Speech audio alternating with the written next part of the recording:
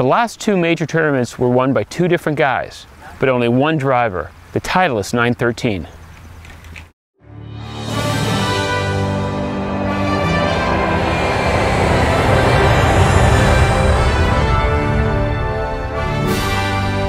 So Ryan, can you explain how the new Titleist driver, the D13, is different than the previous generation? Well, we had some great success with our 910. We've actually created a whole new club. We started off with more speed. With more speed, we actually put a brand new face. It's a very complex face. Our Acushnet engineers have created our fastest face we've ever designed. It's very thin. It's a four-step forging process, and what happens with this is you're actually gaining ball speed on off-center hits. One of the other things that we've created or changed within the 913 series is we've created a new optimized center of gravity. By being able to place the center of gravity in a more optimized position, you're actually decreasing a little bit of your spin, but you're increasing ball speed.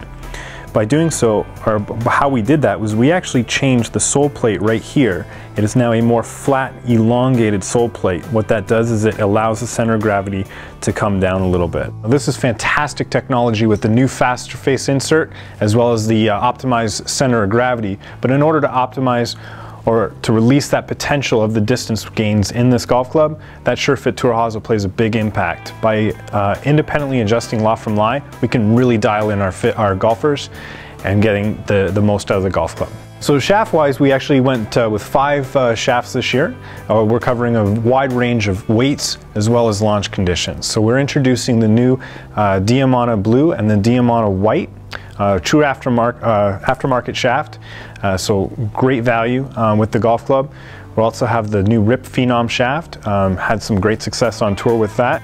And then we actually carried over the Titleist Becerra. So this is a fantastic sub 60 shaft, being able to high launch, get the ball up in the air really quickly for those players looking for a little bit more height on their shots.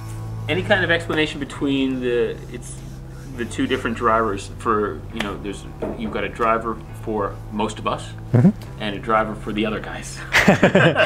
Well, it's a common myth. So in the past, especially with the 910 generation, we've had two very distinct launch conditions. So the 910 D2 was high launch, high spin, where the D3 was low launch, low spin. With the new center of gravity in the 913, we've actually been able to take the D2 and bring it down closer to the D3. So overall, the D2, I want you to think of it as a more playable, more forgiving golf club, okay? It's going to be bigger, it's 460 cc, whereas the D3 is a slightly smaller club. Center of gravity is a little bit higher, so it's going to, and a little bit further forward in the face, so it's going to be a more workable golf club. So now, as opposed to in the past where you had to dial in the spin rates with the golf clubs, now it's more of a choice or preference. Do I want to look at something a little bit smaller? Maybe I want to work the ball, maybe I'm looking for a little bit more forgiveness. And that's the difference between the two. Okay. So before you go play your next major, why don't you head out to the range and hit a bucket of balls with the Titleist 913. And don't forget the adjustment key too, because you're going to want to see exactly what your ball flight can do as you change the loft and the lie of the club. It's not the only choice you have out there, but it's one you should take some time to really study.